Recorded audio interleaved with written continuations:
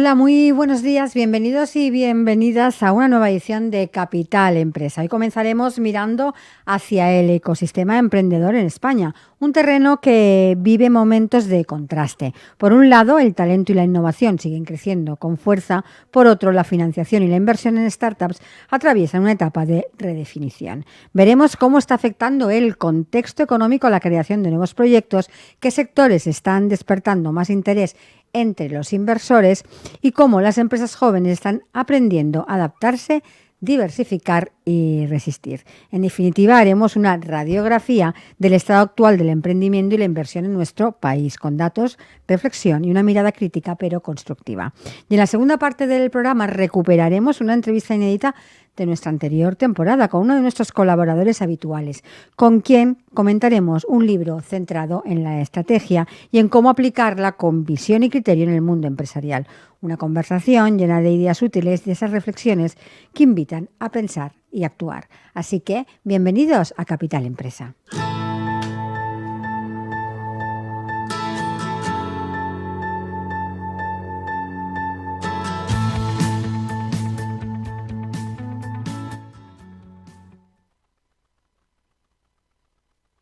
Que hoy en nuestro programa analizamos el estado actual del emprendimiento y la inversión en startups en España. La Fundación Innovación Bankinter acaba de publicar su observatorio de startups con datos actualizados el tercer trimestre del 2025 y los resultados son muy relevantes. La inversión ha crecido un 15% y supera ya los 2.600 millones de euros en apenas 9 meses. Para conocer mejor qué hay detrás de estas cifras y cómo evoluciona el ecosistema emprendedor, hoy hablaremos con el señor José Carlos Huerta. Él es el director del programa Startups de la Fundación Innovación Bankinter. Señor Huerta, bienvenido. Muy buenos días, muchas gracias por la invitación. Para empezar, y si le parece, situaremos un poco a nuestros oyentes en el contexto general, ¿no?, de este informe. Ustedes acaban de publicarlo, este observatorio de startups correspondiente al tercer trimestre del 2025. Para empezar, ¿cuál considera usted que es la principal conclusión? ¿Cuál sería el titular de este informe?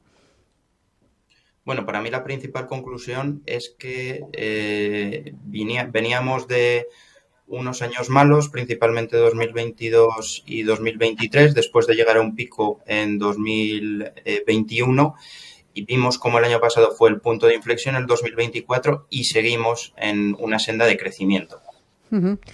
Hablando de crecimiento, y he comentado también al inicio que en España la inversión en startups ha crecido en un 15%, que supera ya los 2.600 millones de euros en los 9 primeros meses del año.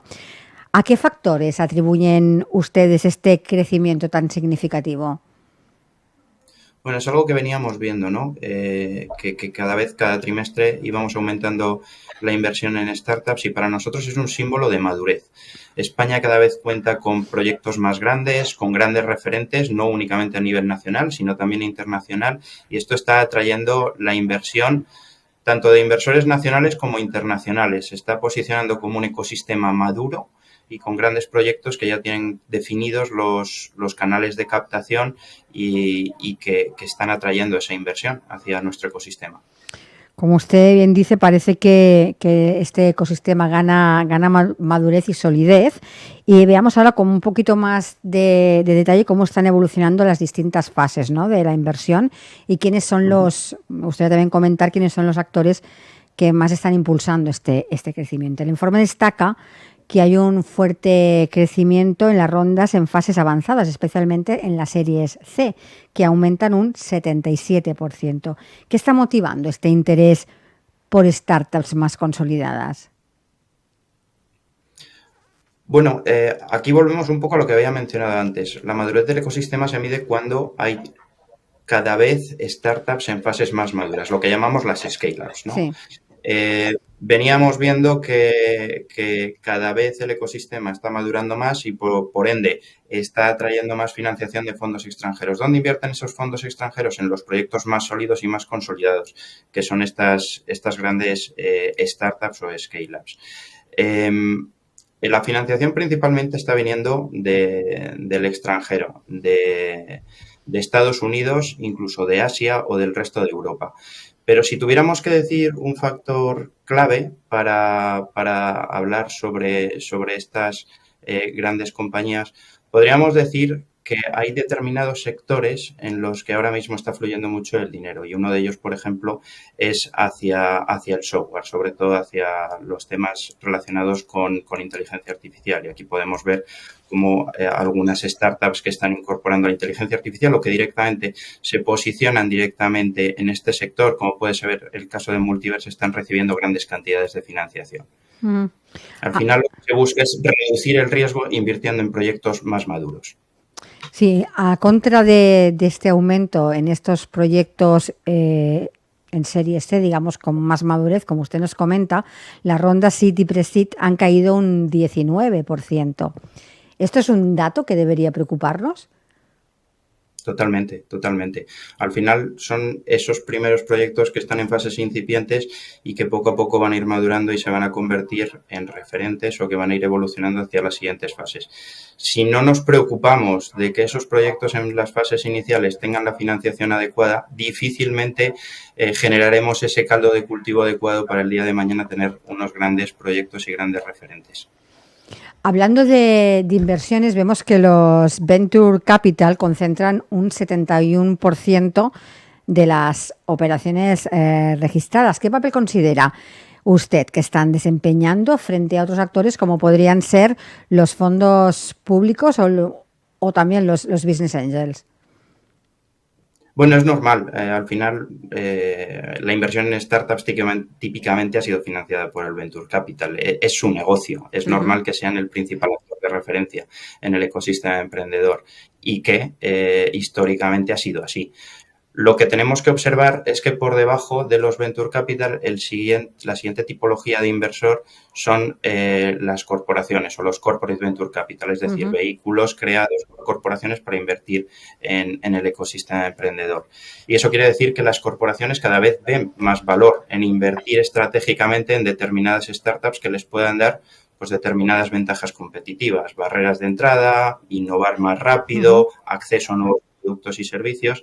Y después, en tercer lugar, en tercera categoría por tipología de inversor, nos encontramos a los inversores públicos.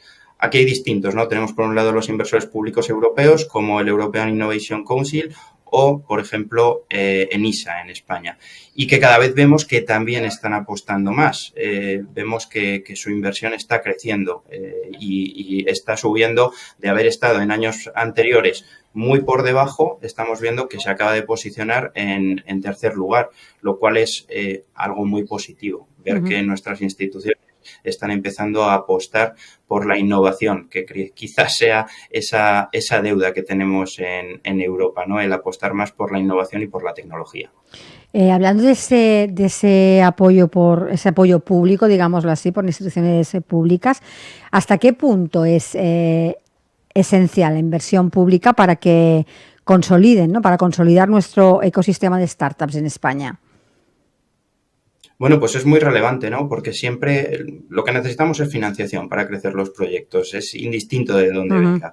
Y que haya instrumentos de financiación, en muchos casos no dilutiva, es decir, que sean elementos de deuda, no que inviertan en el capital directamente de la compañía, es muy positivo para ayudar a crecer los proyectos. Y aquí vemos, por ejemplo, que en España se han creado distintas iniciativas para ayudar a la financiación de estas empresas, más allá de la que he mencionado antes, la europea, del Europe Innovation Council. Tenemos ENISA, que invierte a través de elementos de deuda, y tenemos, por ejemplo, otros como Fondico, que invierte en fondos de Venture Capital. Al final esto es un efecto multiplicador. Es o inversión directa o inversión a través de instrumentos, que me parece una muy buena idea, ¿no? Porque al final no hay nadie que gestione mejor el dinero desde mi punto de vista que la iniciativa privada. Y qué mejor que darles el dinero a los fondos de Venture Capital para que puedan apalancarse e impulsar el crecimiento de las compañías invirtiendo directamente a través de estos mecanismos y de gente que sabes que está tomando las mejores decisiones porque se dedican profesionalmente a ello.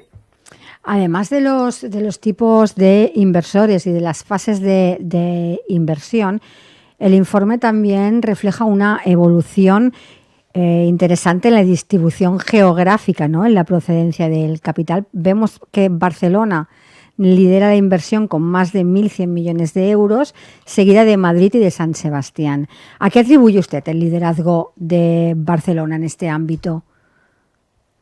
Bueno, Barcelona históricamente ha liderado la inversión en Venture Capital en España y bueno, este año y este trimestre no podría ser la excepción, sigue liderando.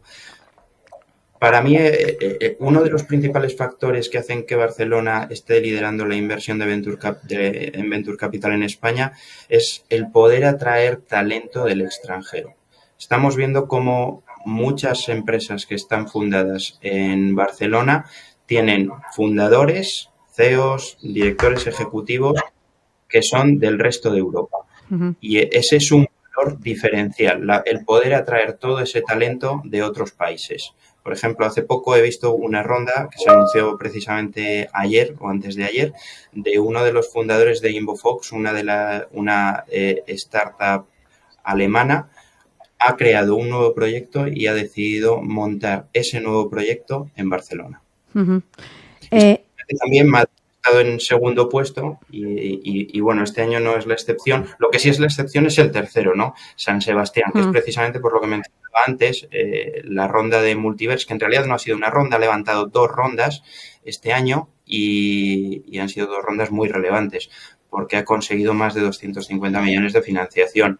Y este es un claro ejemplo de cómo en España hay oportunidades de inversión en inteligencia artificial, porque lo que hace Multiverse Computing, entre otras cosas, es algoritmos de compresión para LLMs, para esos modelos que utilizan hoy pues grandes tecnológicas como estamos leyendo todos los días en prensa, ¿no? Como OpenAI, Google o Microsoft. Otro dato llamativo de este informe es la inversión mixta con participación nacional e internacional, que ya representa casi la mitad del volumen, ¿no? Total. ¿Qué ventajas nos aporta esta combinación de capitales para las startups españolas? Bueno, aquí hay una doble lectura. La primera, veníamos de un entorno en el que estábamos viendo que, y eso no ha cambiado, ¿no? Que el número de operaciones de los inversores extranjeros son los menos en número de operaciones, pero sí es cierto que son los que más importe o volumen de inversión aportan. ¿Qué quiere decir? Invierten en pocas operaciones, pero en aquellas en las que invierten mucho dinero. Es decir, ellos van a las fases más maduras. Uh-huh. Normalmente, o lo que veníamos viendo en los años anteriores, es que en estas rondas de fases más maduras ellos iban solos, es decir, no necesitaban el acompañamiento de otros fondos. Ahora estamos viendo que en estas rondas en fases más maduras también están invirtiendo fondos españoles. Y esta es la segunda parte de la lectura, que para mí esto significa que cada vez tenemos fondos más grandes, fondos que son capaces de acompañar a las startups en esas series growth o series de crecimiento, ¿no? En esas series B, series C y superiores. Y eso quiere decir que el ecosistema está madurando no únicamente por la parte de las startups, sino también por la parte de la inversión, teniendo cada vez una mayor capacidad de acompañamiento por parte de los fondos nacionales. Uh-huh. A la vista de estos resultados, ¿considera usted que España está consolidando su posición como uno de los polos de innovación tecnológica más importantes en Europa? Sí, sin ningún lugar a duda, lo estamos viendo y todos estos datos, y como hemos mencionado muchas veces durante la entrevista, ¿no? Todos estos datos nos están mostrando la madurez del ecosistema. La madurez en todos sus aspectos, en los aspectos de startups de cada vez un mayor tamaño, ambición global, con canales claros de captación y de creación de negocio. Por otro lado, por la parte de inversión, viendo que cada vez somos capaces de atraer a España financiación extranjera, que es muy exigente. Por otro lado, viendo que también los fondos españoles cada vez están apostando más y tenemos fondos de más tamaño, y viendo también que la parte pública de financiación pública también está creciendo, que también es importante, como hemos mencionado, y que cada vez se está apoyando más al ecosistema de una forma holística, ¿no? Desde Uh-huh. todas sus vertientes. Uh-huh. Con este digámoslo así, panorama tan positivo, la gran pregunta es qué nos depara el futuro inmediato, ¿no? ¿Qué sectores despuntan? ¿Qué tendencias marcarán el camino y qué retos nos quedan por delante? Antes nos comentaba que donde se está invirtiendo mucho en el sector software, nos lo decía al inicio de esta entrevista, pero ¿qué sectores están despertando actualmente un mayor interés entre los inversores según datos que manejan desde la fundación? Sí, bueno, los sectores que más capital vienen atrayendo históricamente en España son el sector fintech, el sector travel y también el sector business and productivity. También tenemos que hacer especial mención al sector software, que como decía, empezamos a ver que cada vez hay empresas más deep tech en España con una componente de software más potente y que están dando muy buenos resultados y que tenemos tecnología a primer nivel. ¿Qué tendencias de inversión nos van a marcar un poquito el camino hacia ese 2026? Bueno, yo creo que el 2026 lo primero es que estamos viendo que va a ser que creemos que va a ser positivo, porque ya vimos que se generó un punto de inflexión en el 2024, consiguiendo más inversión que el año previo. En el 2023, este 2025 ya llevamos más del 80% de la inversión total captada en el año previo, o sea que tenemos bastante certeza de que vamos a cerrar el año por encima del año anterior. Y nosotros creemos que esa va a seguir siendo la tendencia. Sin ningún lugar a duda que la inteligencia artificial va a ser una de las grandes palancas, de los grandes impulsores de las startups y cómo son capaces de aplicarlas en las distintas ramas de negocio. Uh-huh. Y hablaba yo también de los retos, ¿no? ¿Cuáles son, en su opinión, los principales retos que debe afrontar o que deberá afrontar el ecosistema español para seguir en ese 2026, en ese camino de crecimiento y mantener esa competitividad internacional? Para mí hay dos grandes retos. Uno por la parte de la financiación. Por la parte de la financiación el gran reto es que las startups en fases iniciales encuentren financiación para que puedan seguir creciendo y el día de mañana podamos seguir teniendo esos grandes referentes, ¿no? Que digamos que las startups que están en las etapas seed y pre-seed consigan financiación, que es en las fases más complicadas, y lo veíamos en el informe, que ha caído la financiación en esas fases.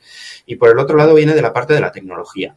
Estamos viendo cómo las grandes tecnológicas de Estados Unidos y cómo la inteligencia artificial cada vez va creciendo más en capacidades y en cantidad de funciones que puede desplegar y en la cantidad de soluciones que le puede ofrecer a los usuarios. Y ahí el miedo que yo veo o el miedo que tengo o el reto que veo por delante es que cada vez que crece en funciones o en capacidades no se lleve por delante unas cuantas startups que estaban añadiendo capas de valor o construyendo capas de valor sobre esas soluciones de inteligencia artificial. Uh-huh. Hablando de este reto que usted nos menciona, el de la financiación, ¿cómo se podría revertir ese dato que comentábamos en la ronda Seed y Pre-Seed, que había caído ese 19% y que nos dice usted, ¿no? Y es así, que es la fase más complicada para conseguir financiación? ¿Qué se podría hacer para revertir o para cambiar esta tendencia bajista? Bueno, yo lo primero que creo que se debería hacer es, y que se está haciendo, es que cada vez están más surgiendo fondos que invierten en fases iniciales. Uh-huh. Por otro lado, el que los elementos de deuda o la financiación pública no únicamente invierta en proyectos consolidados, sino que también apueste por estas fases incipientes. Uh-huh. Y también creo que se están dando pasos adecuados con la ley de startups en apoyar que tenga deducciones fiscales la startup por parte de Business Angels. No debemos olvidar que Business Angels también son una de las tipologías de inversor más importantes en nuestro ecosistema y son precisamente la tipología de inversor que apoya a las startups en las fases iniciales, en esas fases presemilla o semilla que se llama. Viendo todos los datos que se manejan en este informe, ¿cuál diría usted que es ahora nuestro perfil de emprendedor en España en cuanto a startups se refiere? Bueno, eso es muy difícil de decir porque es sumamente variado. Pero si tuviera que decir un perfil, yo creo que el emprendedor español está entre los 35 y 45 años, tiene experiencia previa en corporaciones o en algunos casos en otras startups y normalmente tiene estudios internacionales, domina idiomas y tiene familia. Me ha dicho que era difícil, pero nos ha hecho un buen retrato de ese emprendedor. Ya para ir finalizando y desde su experiencia, hablando de emprendedores, ¿qué consejo daría usted a esos emprendedores que están buscando inversión en un entorno que vemos cada vez más exigente y también cada vez más cambiante? Bueno, pues yo lo primero que les recomendaría es que utilicen el Observatorio de Startups de la Fundación Innovación Bankinter, que no únicamente son informes, sino también es una herramienta interactiva en la que tienen a su disposición todos los datos que hemos estado comentando y donde además pueden dirigirse y buscar muy bien qué fondos están más activos, en qué sector, en qué tamaño de ronda y así hacer muy bien ese match con dónde se encuentra mi compañía y poder dirigirse a aquellos fondos con los que tienen más probabilidades de éxito. Y sobre todo que no se rindan, que esto es una carrera de fondo y hay que llamar a muchas puertas y hay que contar muchas veces el porqué de su proyecto hasta encontrar la persona adecuada que les dé financiación y que les ayude a crecer. Señor Huerta, ¿nos podría recordar la página donde podemos seguir y ver los datos del observatorio para que esos emprendedores que quieren buscar financiación puedan informarse? Por supuesto, es en fundacioninnovacionbankinter.org. Uh-huh. Pues, señor Huerta, muchísimas gracias por haber participado en nuestro programa. Muchísimas gracias, un placer. Igualmente, un placer, gracias.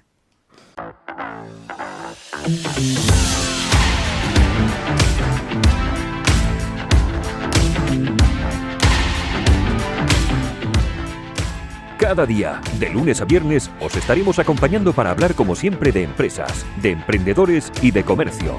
Sigue con nosotros la actualidad que rodea al sector empresarial de la mano de nuestros colaboradores e invitados. Economía, inversiones, nuevos proyectos, comercio, formación, nuevas tecnologías. Como siempre, Capital Empresa.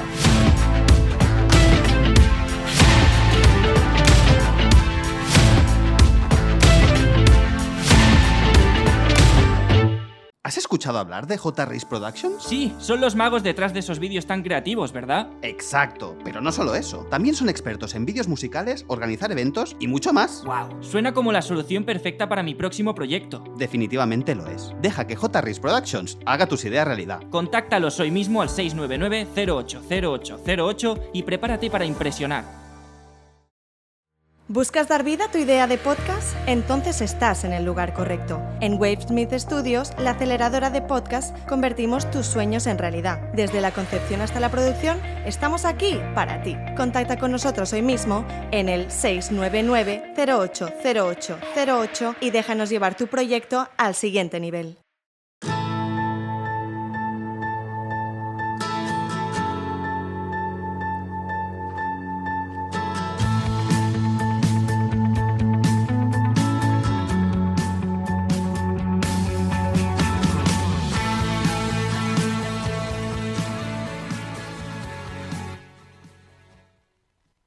Pues Diego, bienvenido como cada semana. ¿Con qué libros nos vas a sorprender hoy? A ver. Buenos días, muchas gracias. Pues hoy he traído un libro de los que me gustan a mí, de estrategia. Veo que delgadito, ¿eh? Delgadito, sí.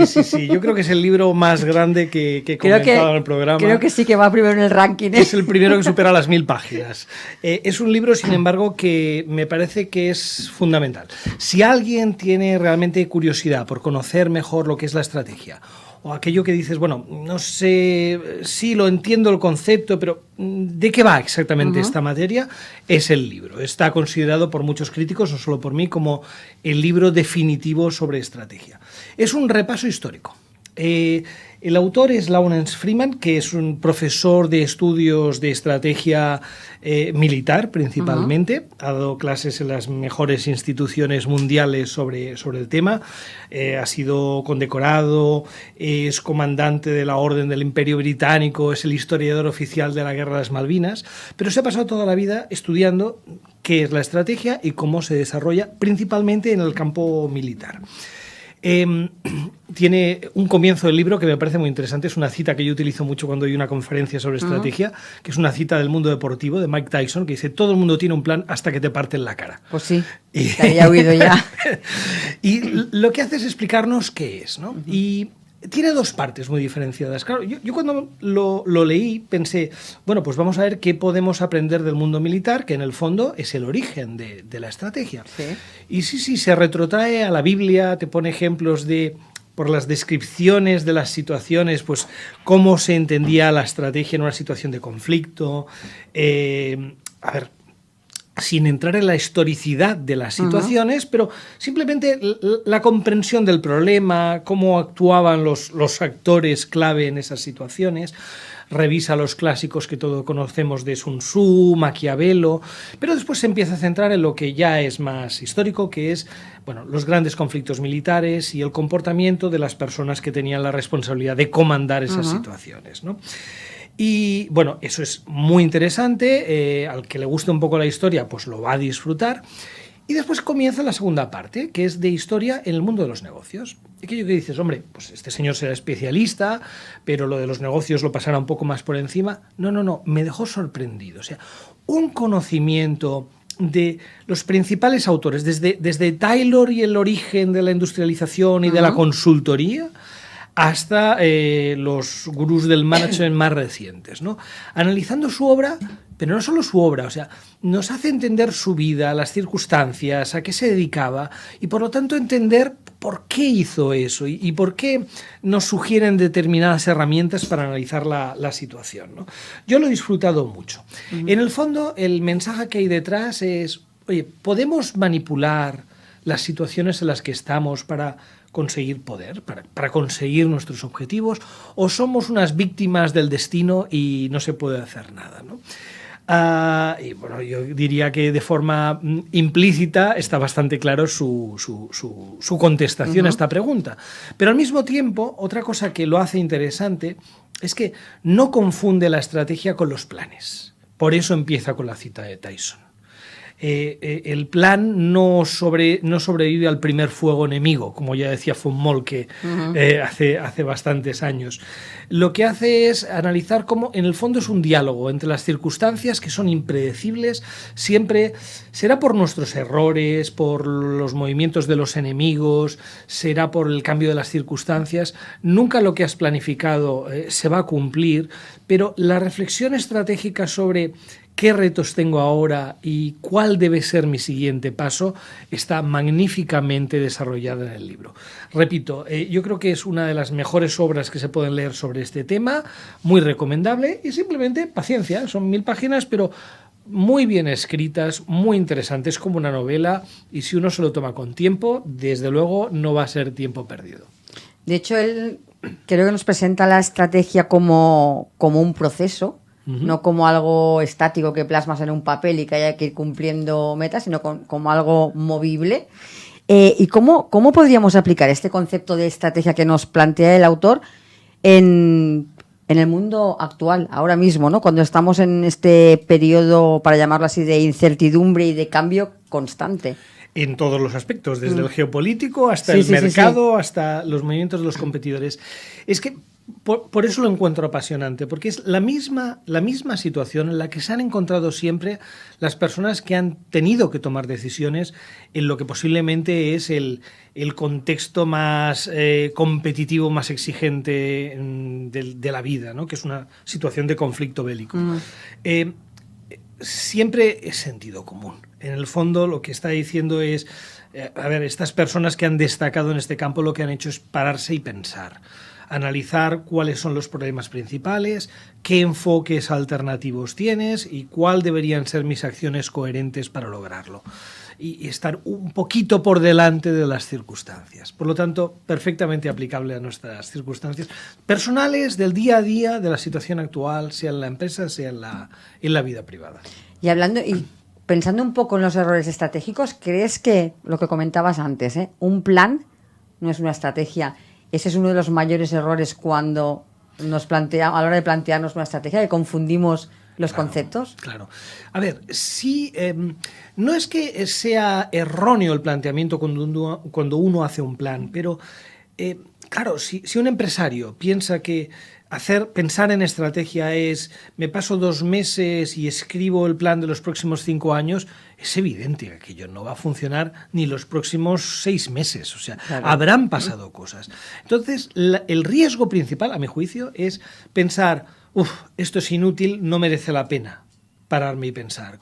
Conseguir luchar en el día a día ya tengo bastante, y no, ese es un gravísimo error.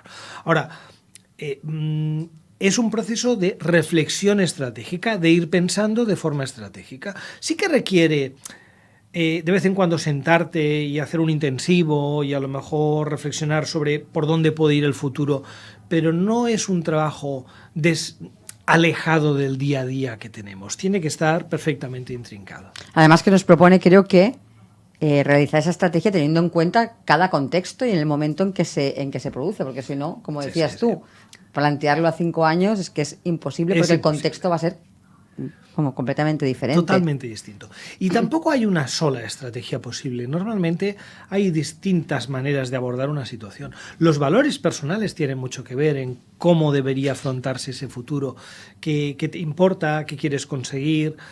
Las circunstancias del momento pues van a ser distintas y vas a tener distintas respuestas. Y lógicamente nada en la vida te asegura el éxito. No hay la menor garantía, pero te prepara. Si dedicamos un tiempo a pensar de esta manera, tenemos bastantes más probabilidades que las cosas salgan bien. Sin ello, estamos solamente al azar, solamente dependemos del azar. Y eso no es una buena situación nunca. Seguro que no es una buena estrategia. No. Pues Diego, como siempre, muchísimas gracias. Añadimos un libro más a la biblioteca. Gracias. Muchísimas gracias. Hasta la semana que viene. Hasta pronto. Y nosotros volvemos mañana. Les espero a las 11 en Capital Empresa. Así que hasta mañana y feliz día.